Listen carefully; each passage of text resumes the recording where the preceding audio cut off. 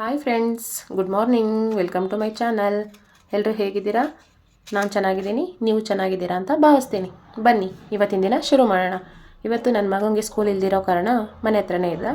ಅವನು ಎದ್ದು ಗಾಡಿ ತೊಳಿತಾ ಇದ್ದಾನೆ. ನಾನು ಬಾಗಿಲು ಎಲ್ಲ ತೊಳೆದು ಆಚೆ ಕೆಲಸ ಎಲ್ಲ ಮುಗಿಸಿ ಒಳಗಡೆ ಬಂದೆ. ಇವತ್ತು ಊರಿಂದ ಅಣ್ಣ ಬಂದಿದ್ದರು. ಏನು ತಿಂಡಿ ಮಾಡೋದು ಅಂತ ಯೋಚನೆ ಮಾಡ್ತಿದ್ದೆ. ಅಷ್ಟರಲ್ಲಿ ಮನೇಲಿ ನುಗ್ಗೆ ಸೊಪ್ಪಿತ್ತು. ನುಗ್ಗೆ ಸೊಪ್ಪು ಸಾರು, ಮುದ್ದೆ, ರೈಸು ಮಾಡೋಣ ಅಂದ್ಬಿಟ್ಟು ಮಾಡ್ತಾಯಿದ್ದೀನಿ. ಸಾಂಬಾರು ಒಗ್ಗರಣೆ ಹಾಕ್ತಾಯಿದ್ದೀನಿ. ಆ ಕಡೆ ರೈಸ್ ರೆಡಿಯಾಗಿದೆ, ಮುದ್ದೆ ಕೂಡ ಆಲ್ಮೋಸ್ಟ್ ಆಗಿದೆ. ಈ ಕಡೆ ಒಗ್ಗರಣೆಗೆ ರೆಡಿ ಮಾಡಿದ್ದೀನಿ. ಈಗ ಮುದ್ದೆ ರೆಡಿ ಮಾಡ್ತಾಯಿದ್ದೀನಿ.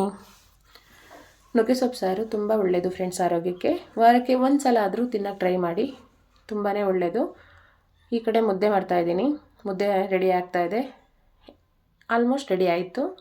ಈಗ ಅಣ್ಣಂಗೆ ಊಟ ಕೊಡೋಣ, ಜೊತೆಗೆ ನಾವು ಊಟ ಮಾಡಬೇಕು. ನಮಗೂ ತುಂಬಾ ಇಷ್ಟ ನುಗ್ಗೆ ಸೊಪ್ಪು. ಫ್ರೆಂಡ್ಸ್, ನಾವು ಈ ಮನೆಗೆ ಬಂದಮೇಲೆ ನಮ್ಮ ಅಣ್ಣ ಬಂದಿರೋದಿದೆ ಫಸ್ಟ್ ಟೈಮು. ಇದೇ ಮೊದಲನೇ ಸಲ ಬಂದಿರೋದ್ರಿಂದ ನಾವೇನಾದರೂ ಸ್ಪೆಷಲ್ ಸ್ವೀಟ್ ಏನಾದರೂ ಮಾಡಿಡಬೇಕಿತ್ತು. ಸೊ ಆಗಿಲ್ಲ. ಮುದ್ದೆ, ನುಗ್ಗೆ ಸೊಪ್ಪು ಸಾಂಬಾರು ಮಾಡಿದ್ದೀವಿ. ನೋಡೋಣ ತಿಂದ್ಬಿಟ್ಟು ಟೇಸ್ಟ್ ಹೆಂಗಿದೆ ಅಂತ ಹೇಳ್ತಾರೆ ನಮ್ಮ ಅಣ್ಣ. ಈ ಕಡೆ ರೆಡಿಯಾಗಿದೆ ಸಾಂಬಾರು ಕೂಡ, ಮುದ್ದೆನೂ ರೆಡಿ, ರೈಸು ರೆಡಿ. ಇನ್ನು ಊಟ ಹಾಕೊಡೋದೊಂದೇ ಬಾಕಿ. ಹಾಕ್ಕೊಡೋಣ ಫ್ರೆಂಡ್ಸ್. ತಟ್ಟೆಗೆ ಊಟ ಇಡ್ತಾಯಿದ್ದೀನಿ. ಕೊಡೋಣ ಫ್ರೆಂಡ್ಸ್. ಕೊಟ್ಟು ಅಣ್ಣನ್ನೇ ಕೇಳೋಣ ಹೇಗಿದೆ ಟೇಸ್ಟು ಅಂತ. ಆಂಟಿ ಜಾಮೂನ್ ಕೊಟ್ಟಿದ್ರು ಫ್ರೆಂಡ್ಸ್.